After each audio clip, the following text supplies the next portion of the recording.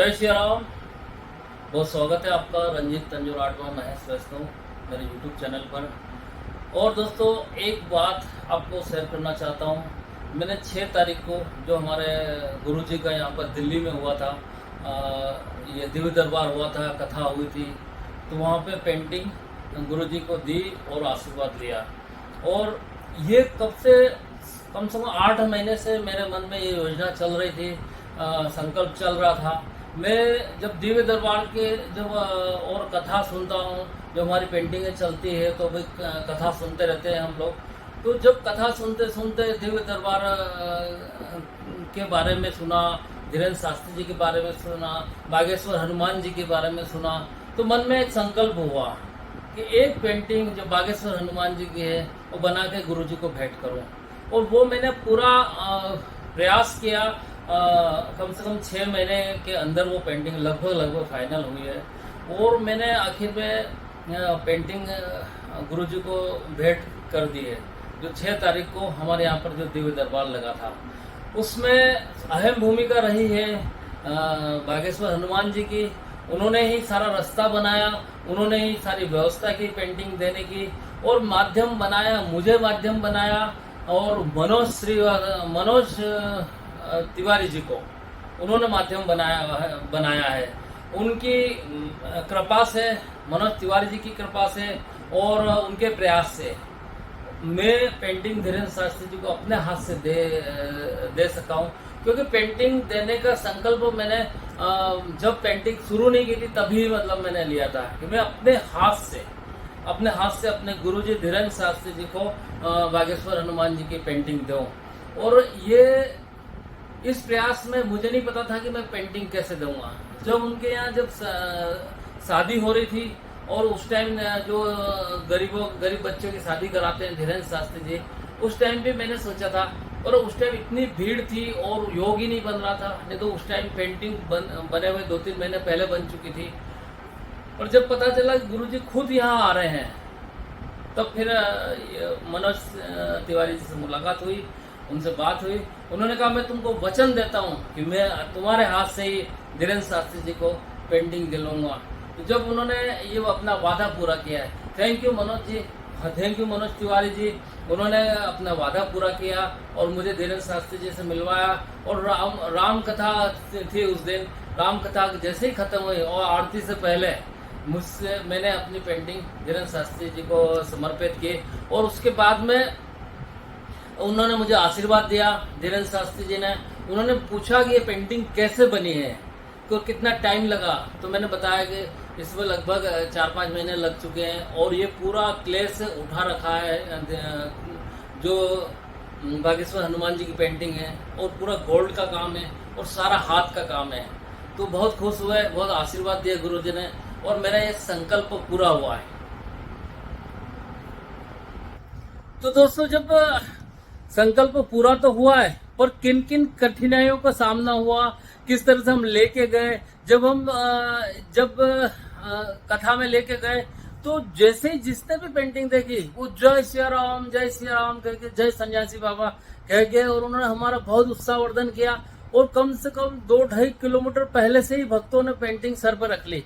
और ये भी पता नहीं चल रहा, हम तो पीछे रह गए और हमारी पेंटिंग कितनी ही नहीं आगे चली गई। और ज्यादा ही जब परेशानी होने लग गई तो हमने पेंटिंग को ढक दिया कि नहीं तो ऐसे तो हम पेंटिंग कहाँ होगी, हम कहाँ होंगे, पेंटिंग कैसे देंगे। इतनी पब्लिक की जैसे कि पानी का रेला हो, इतनी पब्लिक धीरेन्द्र शास्त्री जी के कथा और दिव्य दरबार में। तो बहुत उस वहाँ जो हुआ है, बयान नहीं कर सकते हैं। कुछ मैंने वीडियो रिकॉर्ड किए, मेरे कुछ बिटिया ने वीडियो रिकॉर्ड किए, वो मैं आप मेरे इस वीडियो में लिंक करके जोड़ के, और मैं आपको इसी में अपलोड कर रहा हूँ कि आप देखिए कि हम कैसे धीरेन्द्र शास्त्री जी से के पास पहुंचे।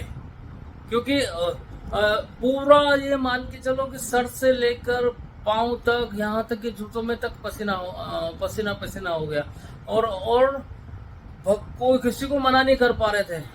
और वो तो कुछ कम टाइम ही खुली रखी पेंटिंग, नहीं तो ये मान के चलो कि एक तो अंदर दिव्य दरबार और कथा चल रही है, और एक बाहर, और हम तो कहीं रह जाते, पेंटिंग लेके कोई और दे के आ जाता। तो ये स्थिति थी।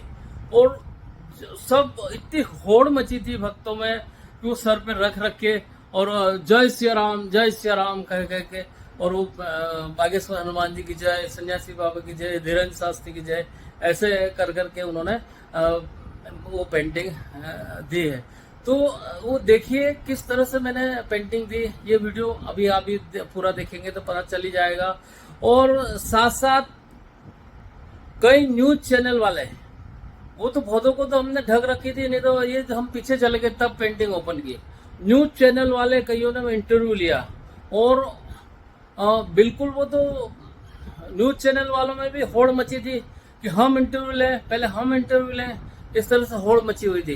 पर कुछ 2-3 न्यूज चैनल वालों को इंटरव्यू दिया। अब उनका इंटरव्यू भी मैंने खोज निकाला है चैनलों से। पर जब इंटरव्यू चल रहा था तो मेरी बिटिया ने रिकॉर्ड किया है, वो मैंने इसमें जोड़ा है कि मैंने जो रिकॉर्ड किया कि मेरा इंटरव्यू हो रहा है और किस तरह से मैं पेंटिंग दे रहा हूँ। ऐसे 2 छोटे छोटे क्लिप जोड़ के और मैंने पूरी जर्नी जो मेरी है वो मैंने दिखाई।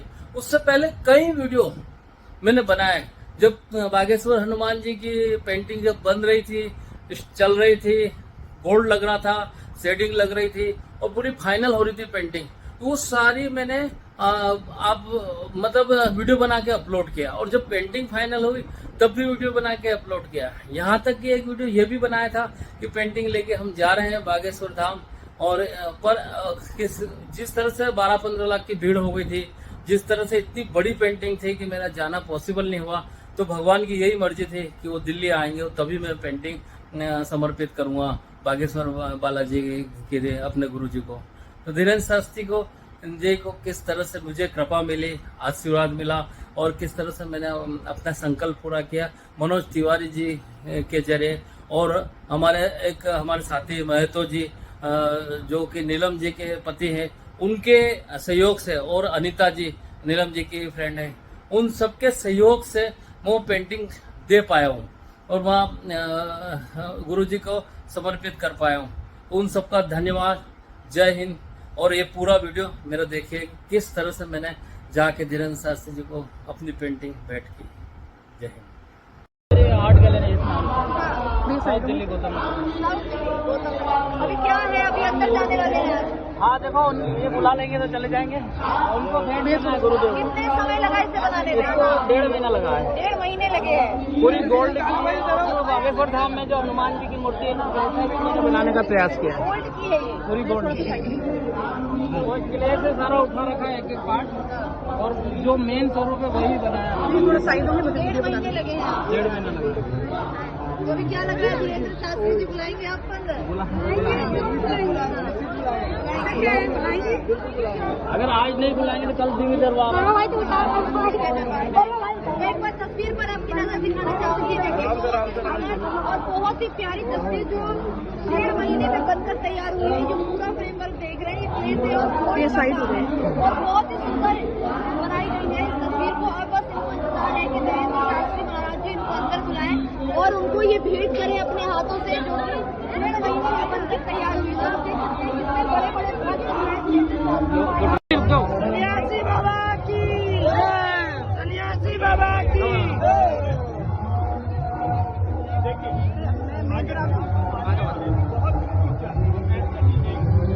यहाँ पे ग्रुप आया है, यहाँ पे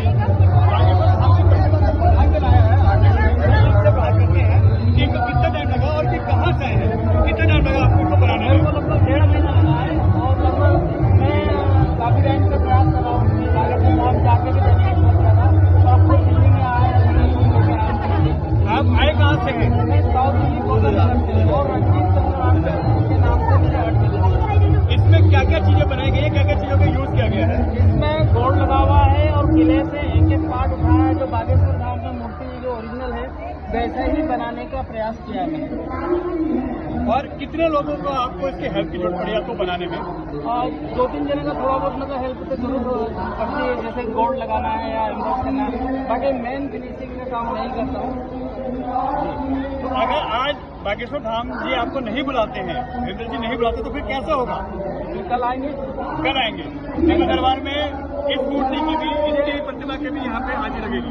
वहाँ के लिए बनी है, बागेश्वर धाम के लिए बनी है। और शास्त्री जी को मेरा नमस्ते देना चाहता हूँ, गुरुदेव को। क्या कहेंगे आप इस चीज पे? हमारा विश्वास है कि बुलाएंगे तो यानी आपको पूर्ण विश्वास है कल दिव्य दरबार में जरूर आपकी हाजिर लगेगा, आपको बुलाया जाएगा। तो ये देखिए, ये दिल्ली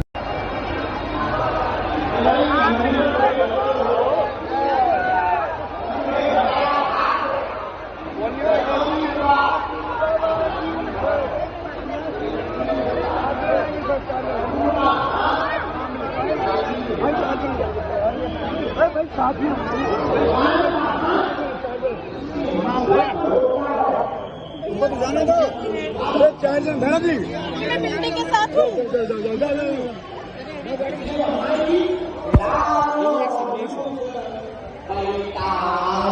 पेंटिंग के साथ हूँ मैं पेंटिंग के साथ हूँ।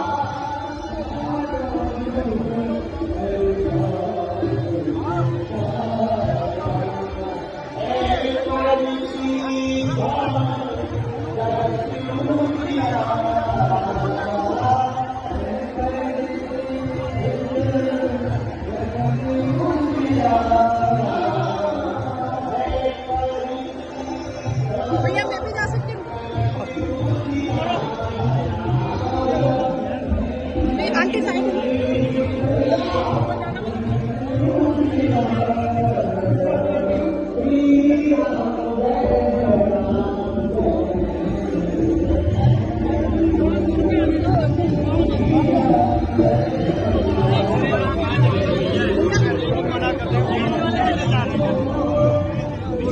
पेंटिंग के साथ हूँ। आगे नहीं जाना।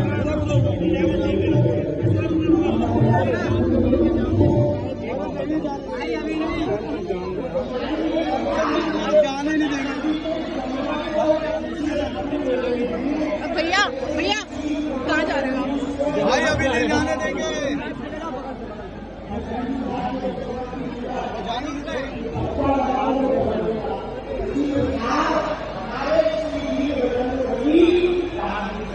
अभी यार आपको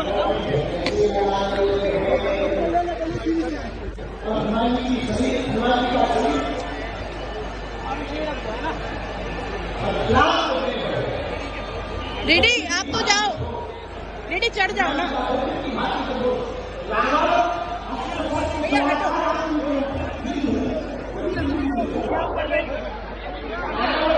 दीदी दीदी भैया भैया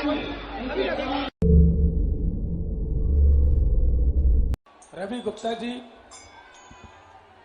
एवं श्री प्रवीण गुप्ता जी एवं उनका परिवार, श्री कैलाश अग्रवाल एवं उनका परिवार, श्री विनय अग्रवाल एवं उनका परिवार, आप सभी से आग्रह है संत भगवान को भी आने दें, लेकिन सभी को नीचे वाले जो दूसरे नंबर का मंच है वहीं पर आके आरती करेंगे। सभी से आग्रह है कि जिनका नाम लिया जाए उनको शीघ्र ही प्रवेश करा दें और ब्राह्मण देवता को भी आने दें।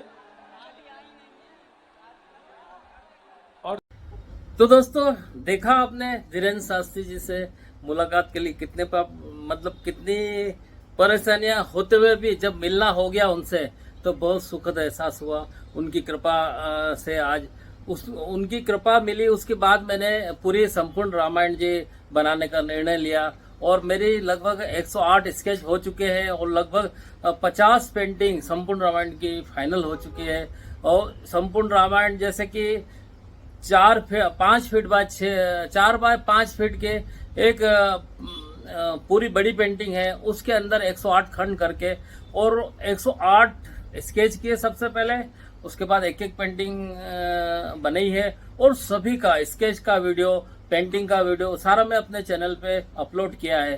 तो कोई भी इंसान जब भी कोई संकल्प लेता है और अगर संकल्प अच्छा है और प्रभु से निर्मित हो, भगवान से निर्मित हो, इष्ट से निर्मित हो और इष्ट के प्रति सद्भावना से और पूरे जुनून से काम करें तो वो अपने मंजिल पे पहुंचता है। वो मैं एक जीता जागता उदाहरण हूँ। मैंने जब बागेश्वर हनुमान जी की पेंटिंग की शुरुआत की थी तो संकल्प लिया था कि मैं अपने हाथ से श्री गुरुजी धीरेन्द्र शास्त्री जी को पेंटिंग दूंगा और कोशिश करूंगा कि जो बागेश्वर धाम में हनुमान जी सेम वैसे ही बनाने की कोशिश की मैंने और मैंने अपना संकल्प पूरा किया है। तो दोस्तों, जब भी कोई भी हर इंसान को हमारे अच्छे काम के लिए जो भी संकल्प लेता है या कोई भी काम के लिए कोई भी संकल्प लेता है और उसमें 100% मेहनत करता है, कोई कसर नहीं छोड़ता है उसको पूरा करने के लिए, तो वो अपने मकसद में कामयाब होता है, अपने संकल्प में कामयाब होता है। और हमको भी सनातन धर्म के प्रचार प्रसार के लिए कामयाब होना है। जो धीरेन्द्र शास्त्री जी गुरु जी ने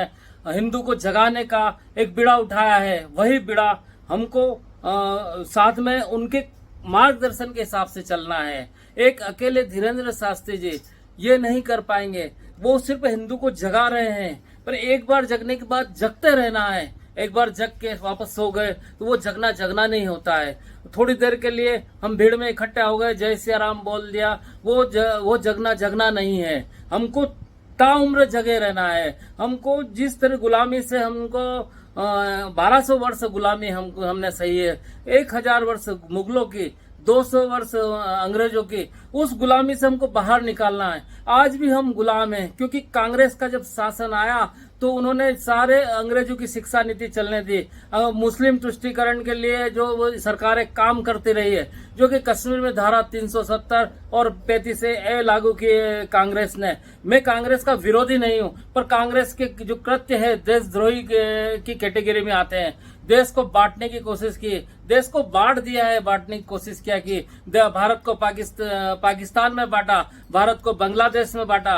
ये तो नेहरू जी और इन्हीं की गलती है, इन्हीं लोगों ने बांटा है। तो हमको आज के टाइम में सब संगठित रहना है, न जातियों में बंटना है। स्वामी प्रसाद मौर्य जैसे जो कि कुख्यात मतलब वो राजनीतिक के एक बहुत बड़े घिनौने कलंक है, उन लोगों के कहने में नहीं आना, उन लोगों के बहकाव में नहीं आना। और अभी जो कर्नाटक का जो मुख्यमंत्री है स्टालिन का लड़का, उसने कहा कि सनातन धर्म का धोखा है, सनातन धर्म को खत्म करना चाहिए, सनातन धर्म डेंगू और कोरोना की तरह है।